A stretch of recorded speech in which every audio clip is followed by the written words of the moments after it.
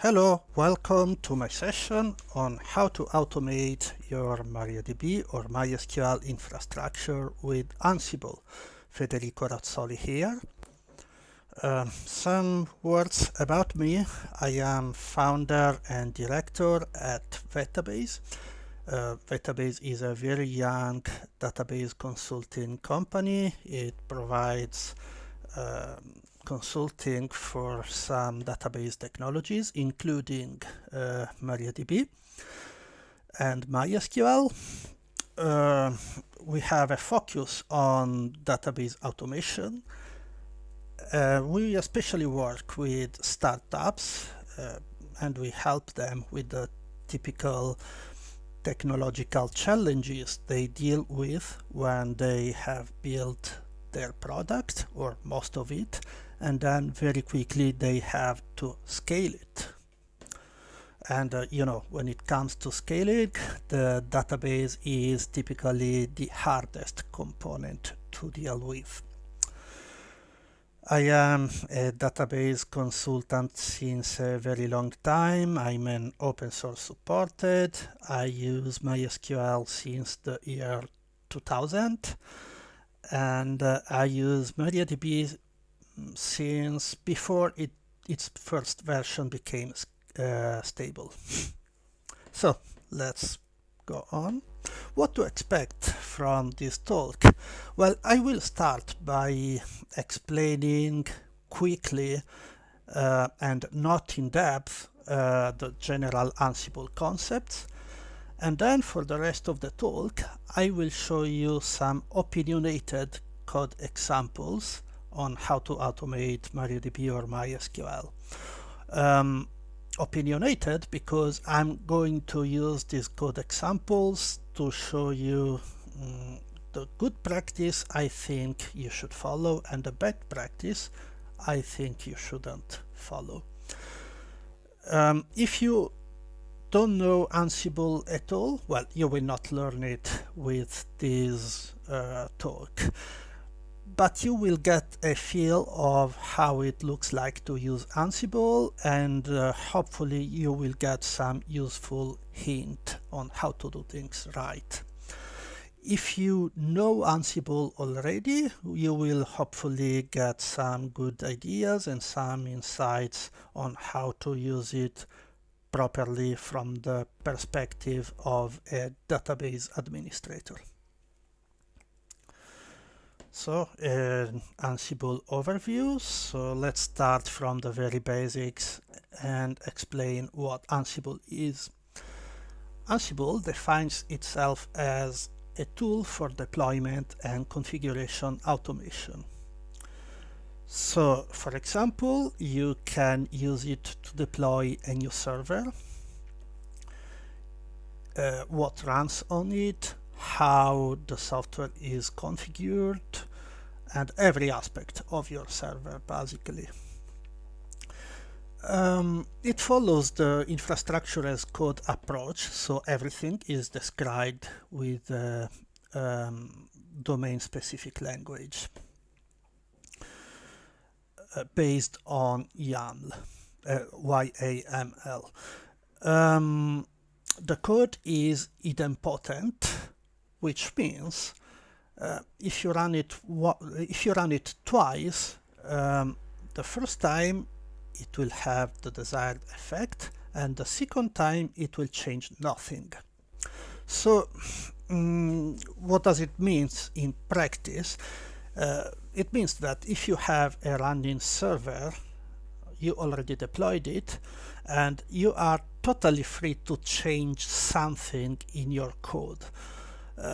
So for example, you can change the version of some software and then apply the code again. Okay. The most part of the code you are applying again was already applied once, so it will not be executed again. So in practice, this means, first of all, you will not make any damage, and also it will be much faster because you don't do everything from the beginning every time. Okay, even if you don't do it manually, you want automation to be decently fast. It's also important to remember Ansible is as simple as possible and not centralized. So there is no such a thing like an Ansible server, and actually you are totally free to run it from your own laptop. So it is actually very common to have a DevOps team, and every member of the team has Ansible on their own laptop.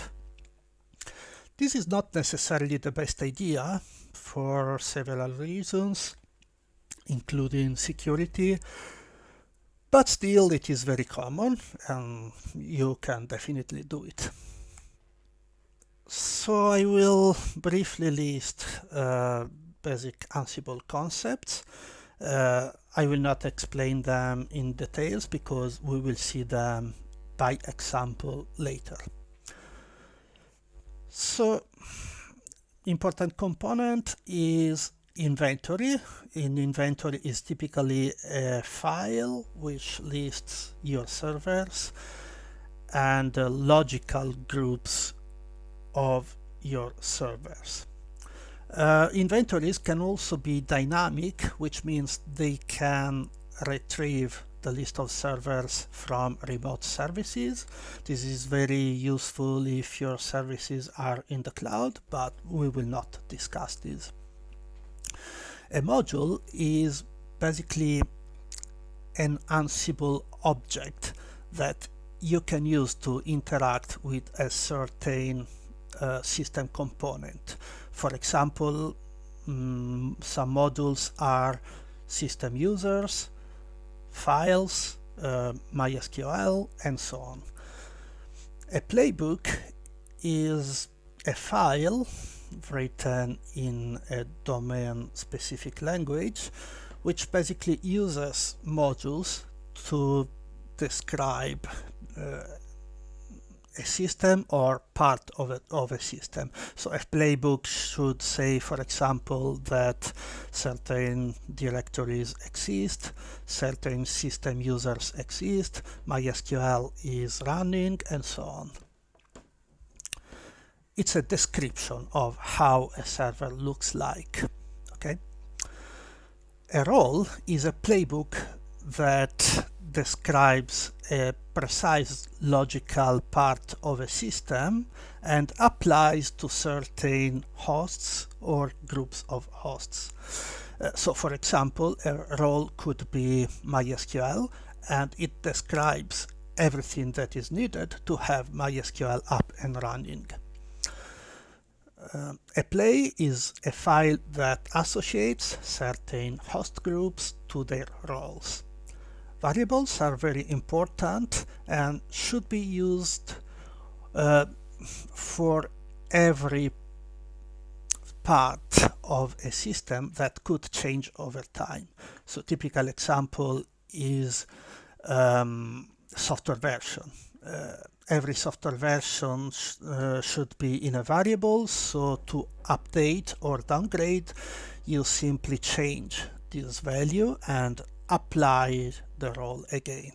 Facts are information that Ansible retrieves from target hosts, and they are important because they allow Ansible to find out which parts of the code should be executed, which should not, because they were executed already. And often they also allow Ansible to find out how certain things should be done. Okay. So let's proceed by talking about inventories. This is a very simple example of inventory. You can see we have two groups, PMM. We have only one host in PMM group, but I think it's still a good idea to have a group. Why? Because in the future you could have two PMM servers, for example, and if you configure them for a group of servers, all you will have to do in theory is to just add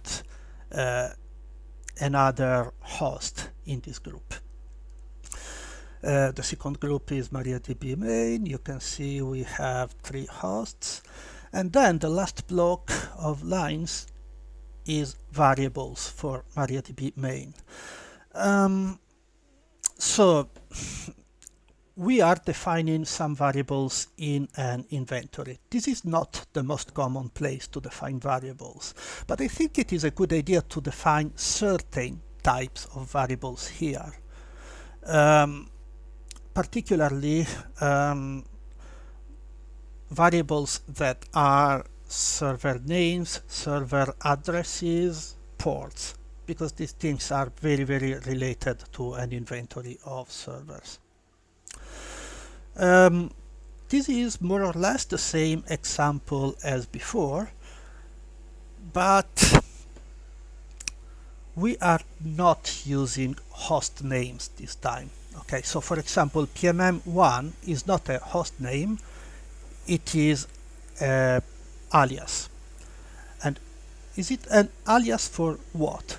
Well, we have Ansible host, and the value of Ansible host is the actual IP that should be associated to that alias. Okay, so if we cannot or don't want to use meaningful host names, we can use meaningful aliases, and this will be very useful when, especially when we have many servers, because it becomes very easy to remember names of the servers you want to deploy and so on. Groups can be hierarchical, so you can see some groups here. You can see that we have MariaDB master, MariaDB replica, and then we have a supergroup called MariaDB. Okay, so we specify that the children of this group are MariaDB master and MariaDB replica. So what are the goals of a group? Well, you assign each group some roles instead of assigning roles to specific hosts, which would be very chaotic. Which is why, again, I suggest to always use groups, even groups that contain only one host. And then you can deploy one or more group instead of deploying individual hosts, or even worse, deploying the whole infrastructure every time. Okay. You can have, and probably you should have, multiple inventories. So for example, you could have one inventory for production and one for staging, but actually it's also recommended to group inventories by function. So for example, have separate inventories for databases, another inventory for web servers, and so on. The reason, well, there are several reasons, but the most obvious reason is that these inventories are probably managed by different persons with different skills. So in this example, we have a production DB inventory and a staging DB inventory. As you can see, they define the same group and the same hosts, but actually the host aliases are the same. If you look at Ansible host, the IPs are different. So whichever inventory we decide to use, we will have the same aliases. We can deploy on these aliases, but depending if we are using production or staging, we will actually deploy to different servers. Let's talk about Blaze. Here you can see an example. It uses YAML, And so we are associating the role MariaDB main to a list of roles, and then the group MySQL main to another list of roles. I wanted to show something that I consider quite important. The list could include some roles in common. And this is actually something that I do every time. You can see that both the roles include, both the groups include a role called Linux for MySQL. Why? Because it does things that are needed both for MariaDB and for MySQL. So for example, it can create the proper file system. It could disable swappiness or set it to a very low value, and so on. And then we have two separate roles, one for MariaDB and one for MySQL. It is also important to say that roles are applied in order. So in this example, Linux for MySQL is applied first, and then MariaDB is applied. Here you can see an example of how to apply the roles. So we call Ansible Playbook, which is the tool used to apply playbooks and roles.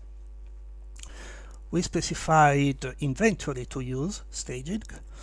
We specify the server, the hosts or the groups we want to deploy to. In this case, it is a group, and most of the times, probably it will be a group.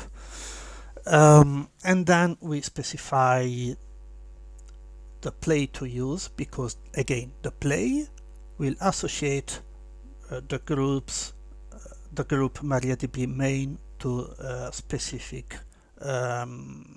IPs. Here you can see another example. The first command is the same as before. The second command is almost the same. But in the first case, we are using the staging inventory. In the second case, we are using production inventory. So as I explained before, with a very simple change, we are deploying to different environments. So let's talk about some other very important components of Ansible, which are roles, variables, and templates. Okay, so what you see in this example is the most simple building block of an Ansible playbook or role. It is called a task. Okay, in this case, the task has a name, which is create script directory. The name is optional, but it's very important to set it, because when you apply a role, you will see the list of tasks executed. You will see it on your screen. Okay, if something fails, it's very important to use meaningful names for your tasks. Then we use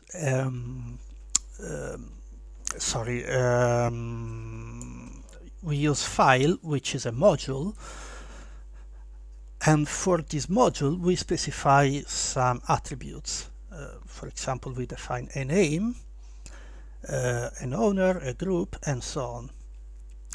But the name, to set the name, we are using a variable, which is scriptdir.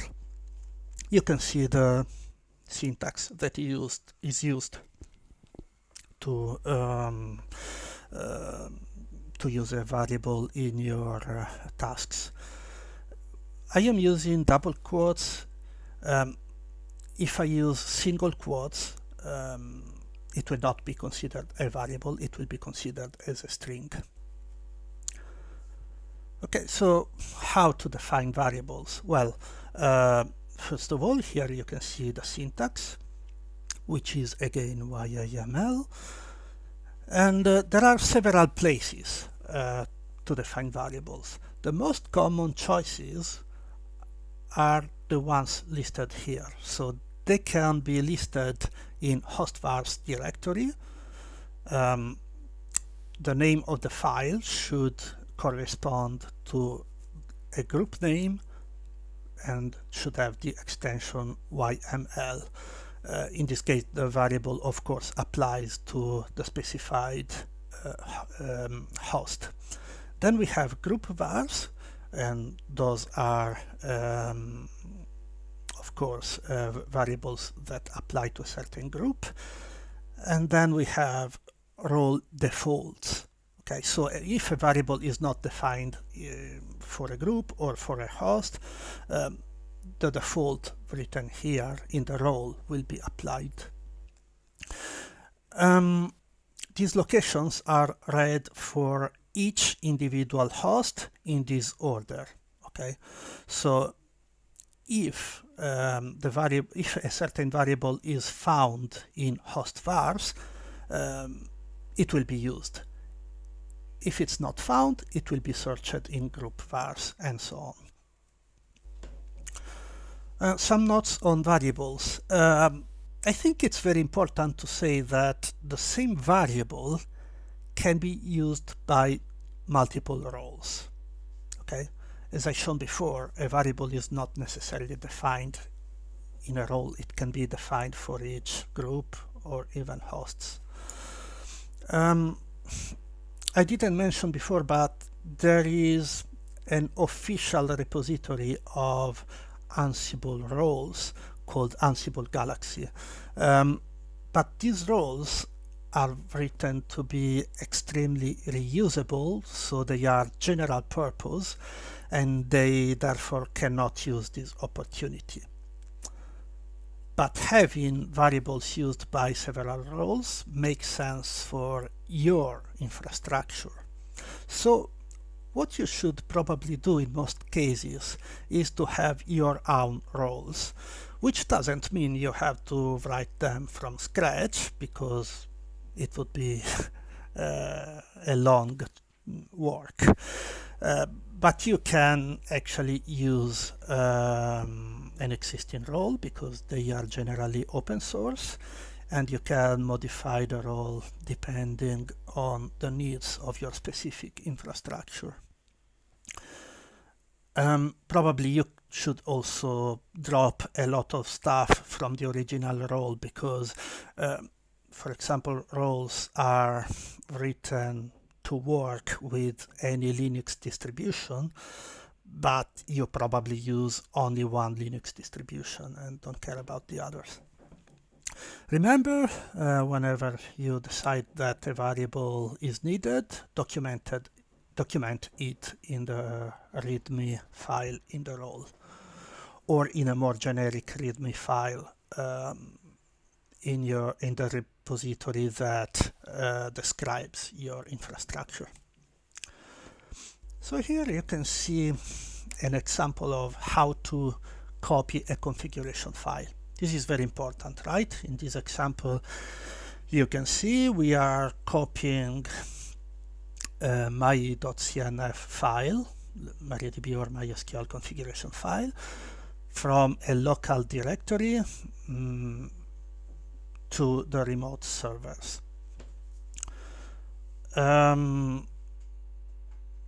Okay, so basically what are we doing here? First of all, the original file is in the role directory in a special subdirectory called files, which is used for this kind of things by convention. And then we are uploading into etc MySQL, but we are giving the file the name of the same name has the host name. Okay.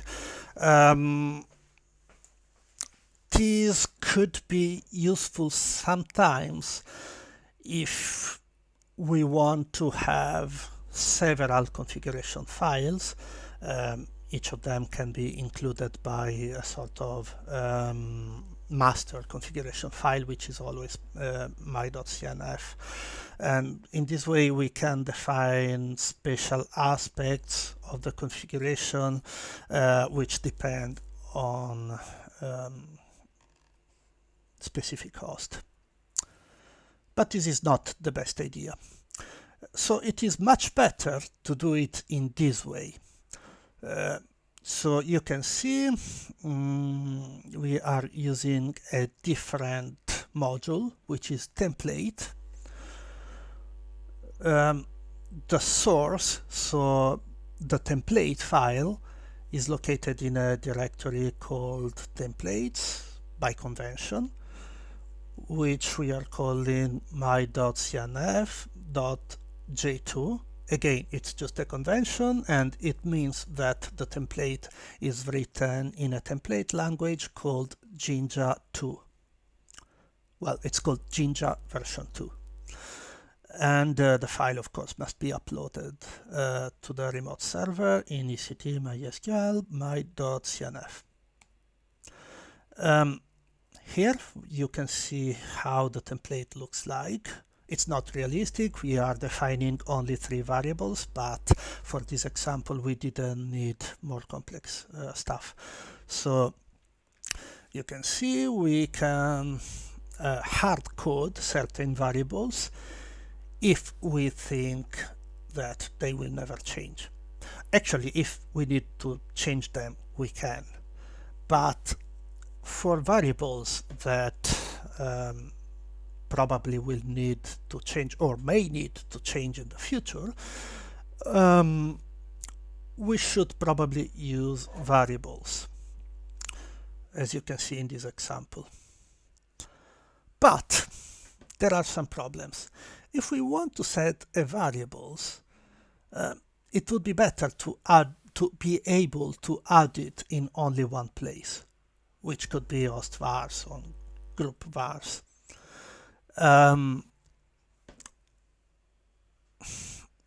also, the template written in this way is not really dynamic, right? We have to list all the variables that we want to set. If we have many templates, well, it can be quite inconvenient. So here is a better way to make a template, in my opinion. Not everyone uses this technique, but this is something I really suggest. So in host vars, in the files of the variables, we can create a list of dictionaries, okay? Or if you prefer this terminology, an array of objects. In YML, we prefer to say a list of dictionaries, which is Python terminology. So the list is called group MySQL variables, and each dictionary contains 2 attributes: name, which is the name of the variable, and then value, which is the value we want to assign to that variable. And in host vars, the first list should be created in group vars. In host vars, we can create a separate list with specific variables that we want to set for that particular host. And then the template will look like this. What we are doing here is to use the for directive to loop over these lists and print for each element of the list, we print the variable name equals the variable value. The second list may exist or not. It will exist for some hosts and it will not exist for others. So we put it into an if, because basically if the list is not defined, we don't want Ansible to fail. Some notes. Why can't we use the same list in group vars and in host vars? Well, because if we do so, the list in host vars would actually override the list in group vars completely, and we don't want that. Obviously, you probably noticed that already. Some variables may appear twice in the configuration file, because maybe they appear in group vars but also in host vars. This is fine, because for MySQL, the last occurrence of a variable will override the previous one. Okay, so it is not nice to see something like that, but it is very good for automation.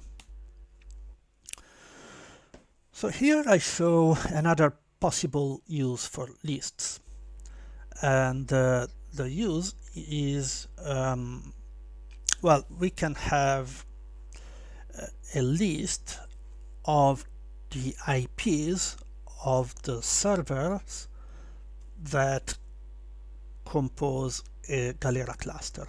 Okay, so this list should appear in the wsrep cluster address variable, should be comma separated. So you can see it in the example, right? We have this private IPs list. We pipe its content to a filter called join, and basically it becomes a comma separated list. Then I show that we can also, for example, use another syntax to only use the first element of the list. So in this example, we decide that the first listed IP is used as a donor, okay, in the cluster. If you know Galera, you know what I'm talking about. Otherwise you don't, but hopefully you will understand what I wanted to show.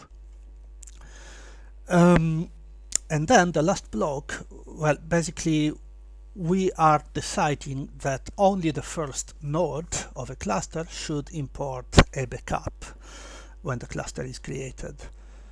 So we have this task called import backup, and we have a special attribute called when. When decides if the task should be applied or not, and it is applied only if the first IP in the list is equal to the host name as it is specified in the inventory. Sorry, no, my mistake. If it is equal to the IP of the current host, okay? So it will be applied only to the first host in the cluster. I wanted to show here that it can be important to validate variables. I know that most people don't do this, but well, here I show a couple of examples. First of all, I validate the cluster size. As you can see, I'm using the length filters. I check that the result is greater than 0. In the second example, I validate every item in the list cluster hosts. You can see the special with items attribute, and I say that each item should be a valid IP address. As you can see, I can set a fail message. This is very useful because if something fails validation, I should know why it is happening.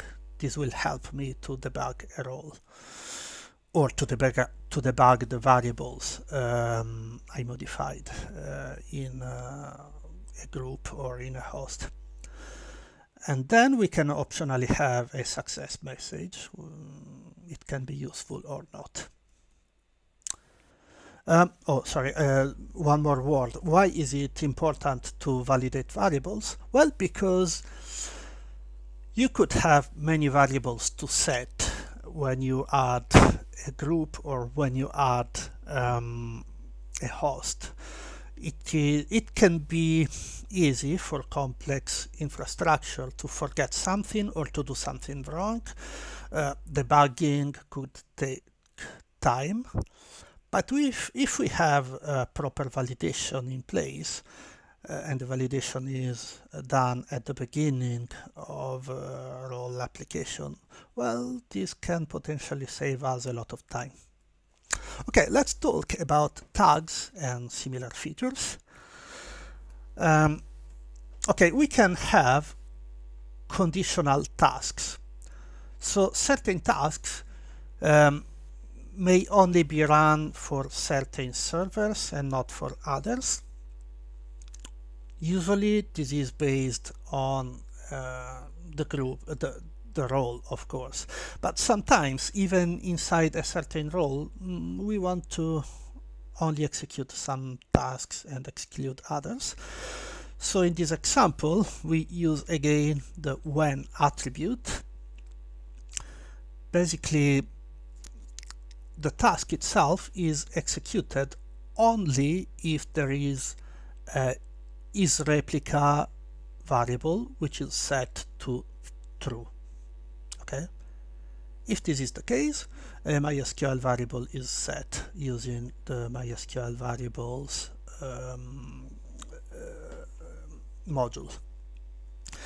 Sometimes this avoids the need to create multiple roles which are very similar, right? And basically, instead of creating roles MariaDB and MariaDB replica, we can create only one role called MariaDB, and we can have some conditional tasks in it. Sometimes it is a good idea, sometimes it is not. It depends on your specific case. We can also have these optional tasks grouped into separate files. Okay, so in this case, if isReplica is set to true, we include a playbook called replica.yml, otherwise not. So most modules are idempotent. I explained this at the beginning of the session. This means that you can run a task like the following multiple times safely, right? Because we are specifying that a service, well, okay, the example is incomplete because I'm not specifying the service name, but in any case, I'm specifying that the service must be started. If the service is already running, nothing happens. But sometimes we want to make a task non-idempotent on purpose. And you can see an example. For example, we update the file my.cnf, and to make sure it is read, we want to restart MariaDB in the following task. Okay, so we declare that the service is restarted. So if the service was not started, of course it gets started, but if the server is already running, it is restarted anyway. Okay, so this is something that will be done every time. But sometimes we would like a task to be idempotent, but it is not possible while Why? Well, you can see three examples here. The first runs a shell command. The second runs a script. The third runs a query in MySQL. In all these cases, Ansible has no way to find out if the task was applied before, because it cannot understand shell commands, it knows nothing about your scripts, and it doesn't understand SQL queries. So it finds these tasks and it runs them every time. Fortunately, Ansible supports tasks. Okay, we can assign a list of tags optionally to our tasks. So in this case, well, we have several tasks. One of them is update time zone info, which basically updates the information about time zones in MySQL, which is useful if you use certain SQL functions. And we have this tag tzinfo minus update.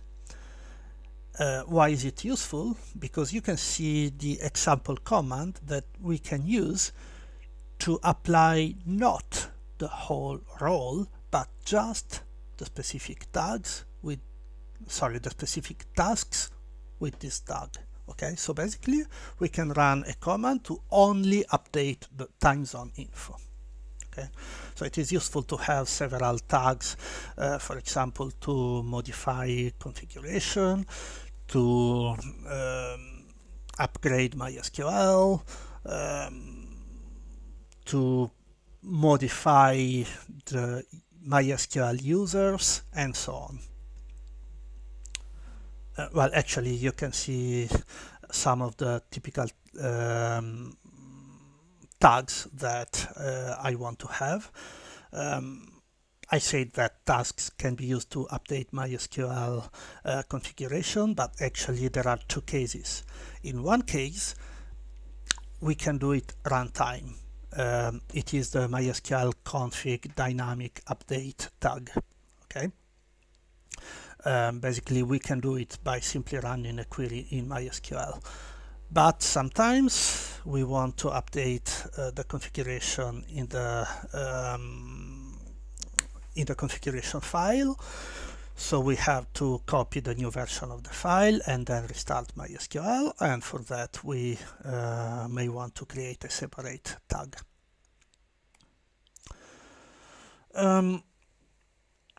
So there is a way, which I already shown, to selectively run certain tasks. But what if we want to selectively exclude certain tasks? Well, there is no built-in way in Ansible, but we can do it anyway. So here is an example. We have some task that does something, then we have a task to restart MySQL, and then in this task we have the when attribute. Basically, we check if a variable exists, a variable called MySQL restart, and if it is set to true. Okay, we don't want to define such a variable in a file, right? Because this is something we optionally use one time. Okay, for example, I'm doing a specific change, I'm applying specific changes, and for this time I want MySQL to be restarted. I can do it by passing an environment variable. To do it, I can use the syntax that you can see here. So basically it is the parameter in Ansible playbook. If you are already familiar with Docker or Kubernetes, I think you have exactly the same syntax in those technologies. So, thank you very much for attending. Um,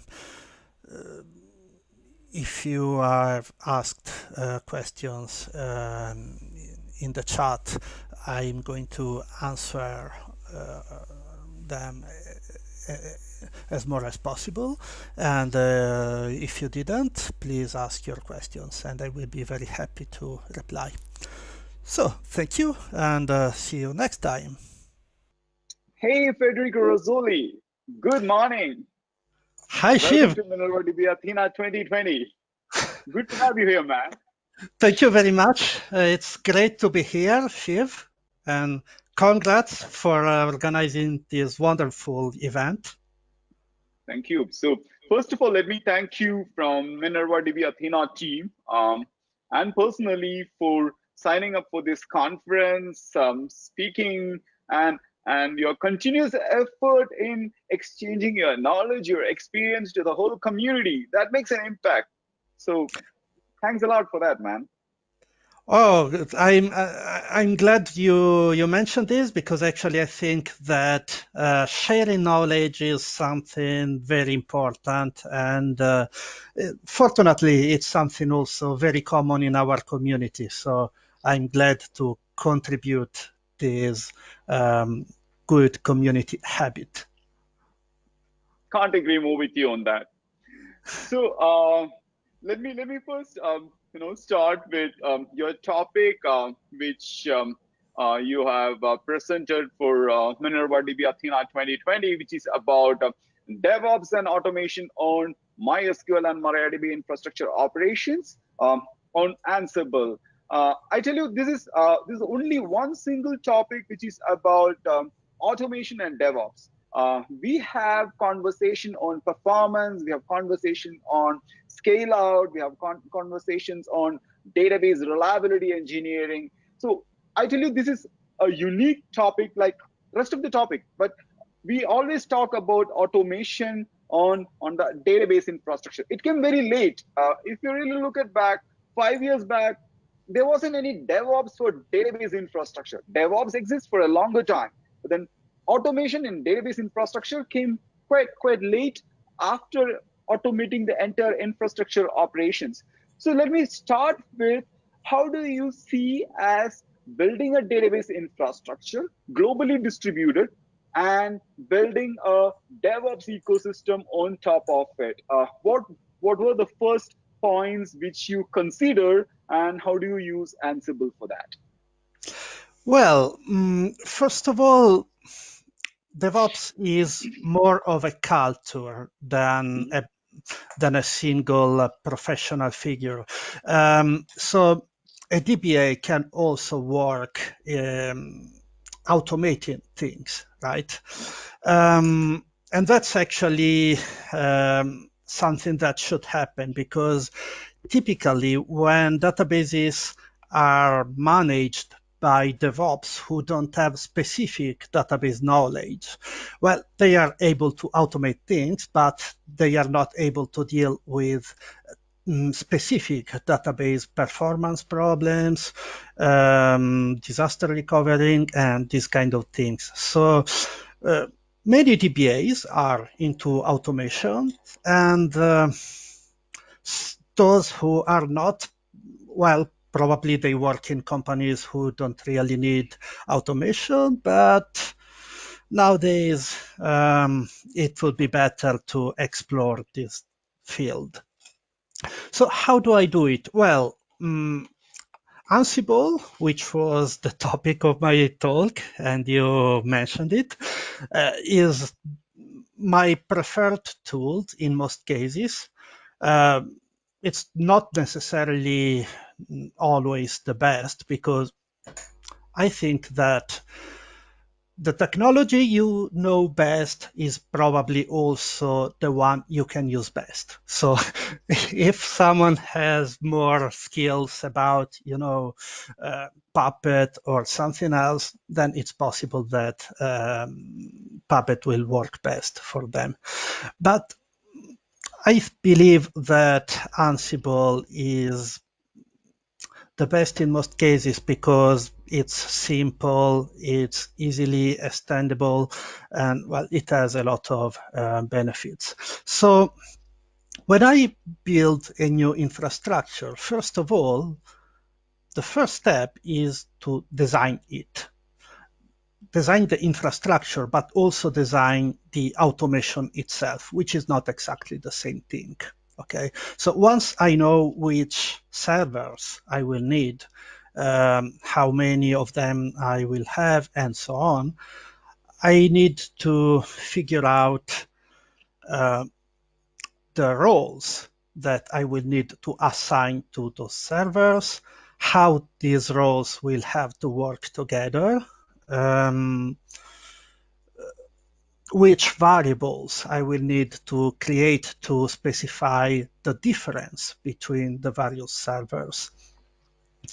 And this is very important because if you do it right, well, you you basically did most of the work. So yeah, couple of words maybe I should spend about how to run Ansible because okay, Ansible is great because it's simple and it basically assumes you know what you are doing. So you are totally allowed to use it in wrong ways, and in some cases it can be a good advantage because it allows to do things quicker and to temporarily use some tricks. Mm. But at the same time, you should design your infrastructure to use it properly. So for example, I don't suggest to use Ansible on each DevOps laptop.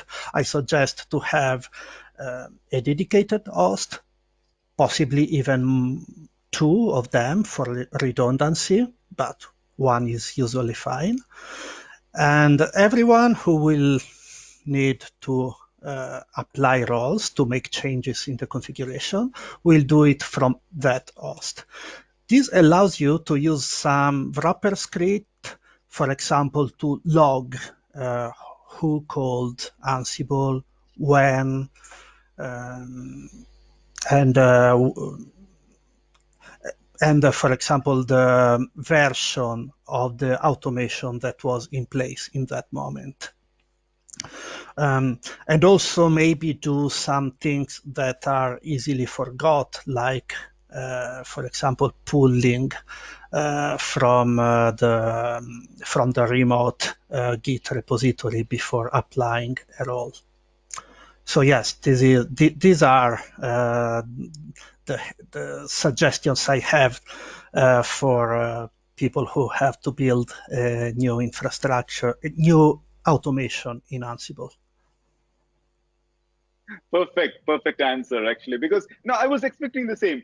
If you really look at when you're looking on rolling out an automation for your MySQL or MariaDB database infrastructure, you are not going to automate everything, but you are building a custom automation principle, and that you are harnessing on Ansible. As we all agree, that's one is the simplicity on how we are going to use. Two is like again the community strength. Three is that once you orchestrate the entire automation cycle, then it is maintainability point of story is even more taken care well. Now Mhm. look at automation as a two components, right? As a multi faced component. One is that a strategy component to that, where I'm looking at like how business is getting benefit with automation, how the cost the cost is coming under control, at least. Like I'm not talking about bringing cost reduction on automation, but at least you have a cost control on managing infrastructure with the growth or at scale.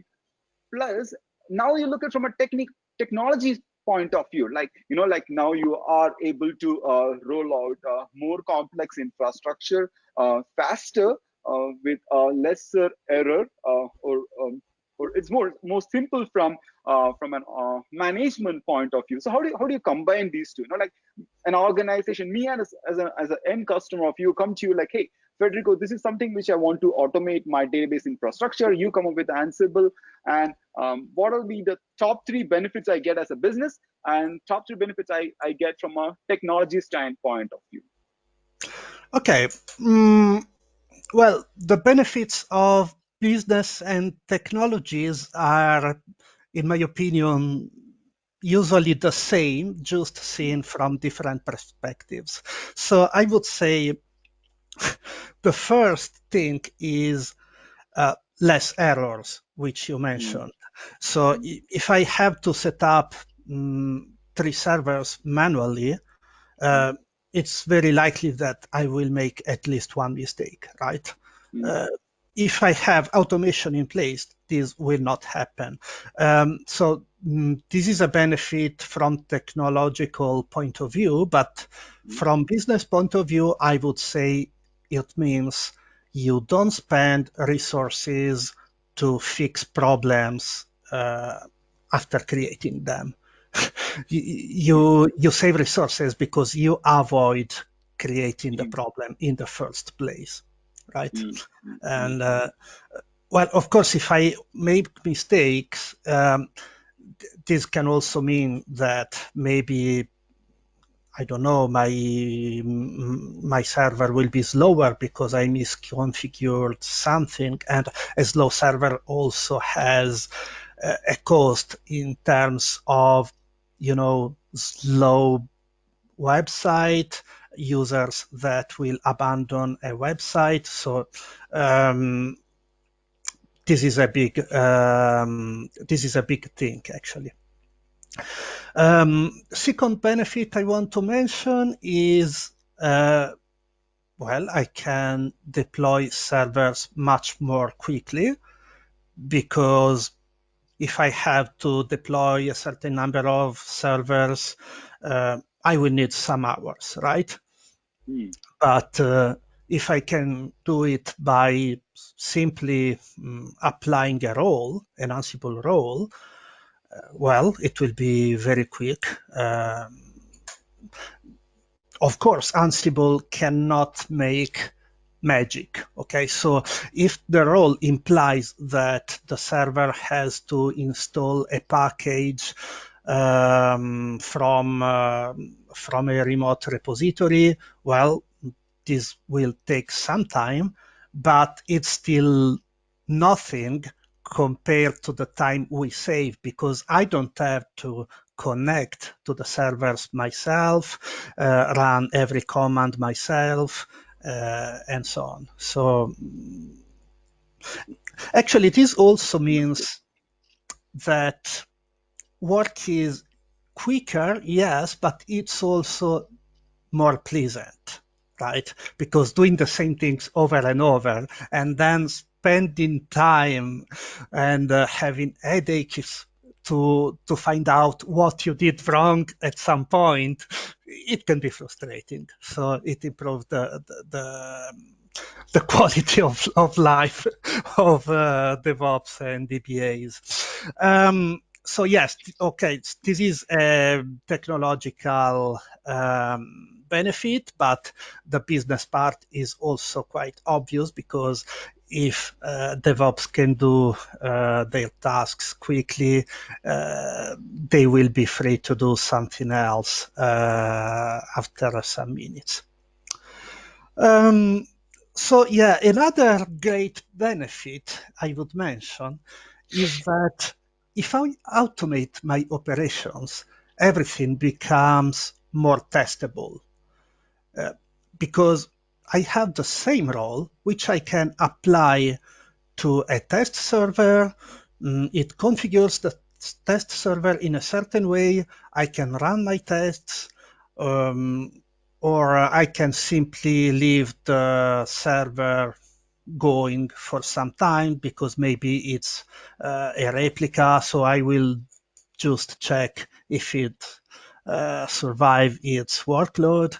And once I decide to recreate a server, the same kind of server in production, I will just change I will just set some variables for production, because something will probably be a bit different, but hopefully not many things. And then I will apply the role, and I will be absolutely sure that it is exactly the same server. So if I did my tests correctly, everything will work. Well, real life is always a bit more complicated, but mostly everything will work. I understand you technically, because when you are spending your human capital for non-repetitive tasks, that means that you're building much more innovative organization. For a business, it is like they're not spending their people, their knowledge, capital of the business on doing the task which they've been doing for several times. So by automation, you are giving an opportunity for the team to come up with something new, and they can be innovative as well. They can be productive. Yes, Now, do you want to absolutely. share? We can say it's a more rational way to employ human beings and their skills. Do you want to share with us some story of the real life business scenario where you have transitioned a business or database infrastructure from fully human managed to automated database infrastructure? It could be 90%, it could be 50%, but then anything makes an impact, because like completely human driven to an automation managed or harnessed database infrastructure. You want to share with us that story? That'll be great.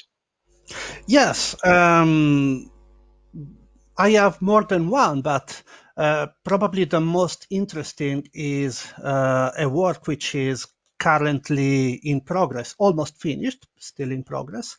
Basically, a customer required initially something different. They wanted to switch from Amazon Aurora to Galera cluster, and basically running it on EC2 machines. And while doing this, what I proposed was, okay, but please, let's use this opportunity to rebuild your infrastructure in a optimal way and automate everything. So what I said to the customer at some point was, I will not deliver you some running servers. Well, yes, there will be some running servers, but what the most valuable thing I will deliver you are the playbooks, the roles to make servers run. Okay, so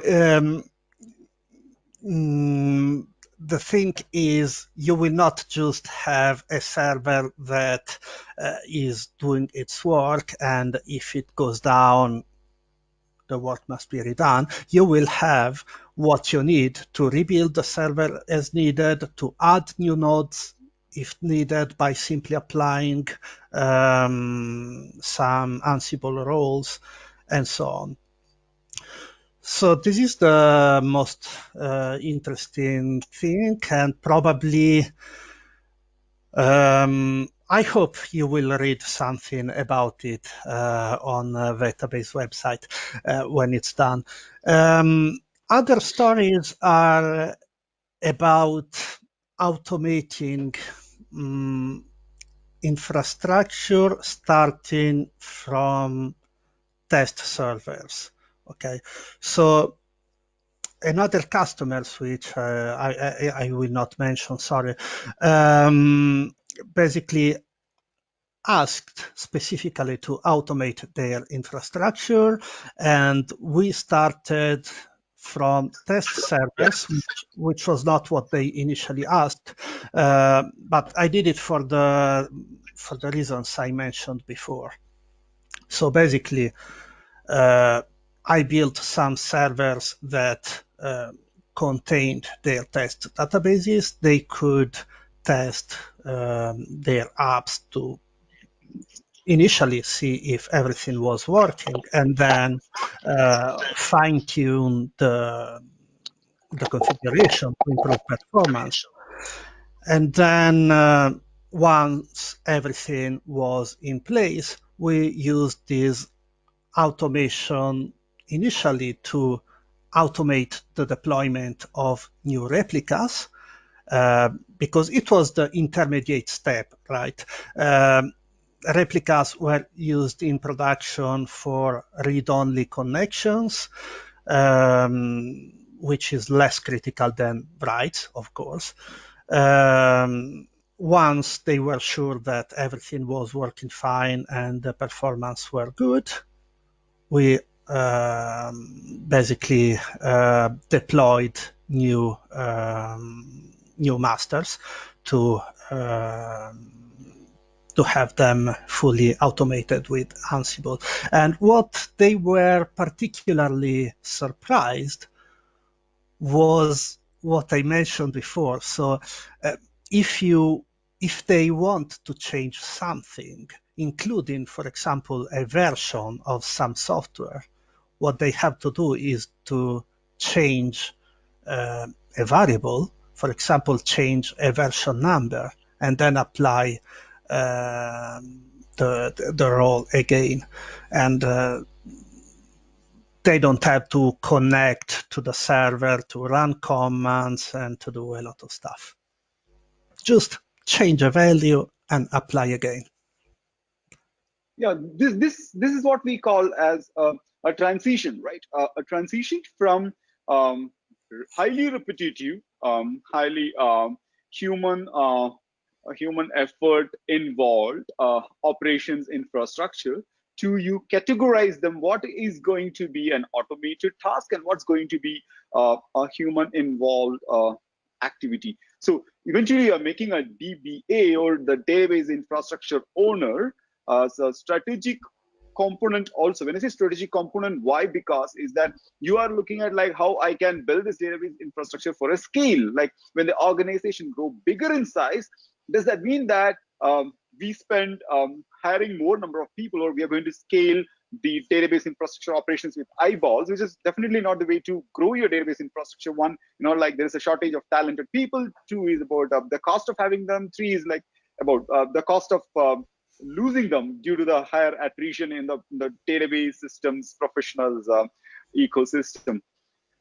So well put. Yes. Do you want to give some recommendations for somebody who is starting as a DBA now, right? How they should plan involving the automation as an activity in parallel from the day one they start. Like, what do you guide for somebody who's starting database infrastructure operations from the day one, right? Okay.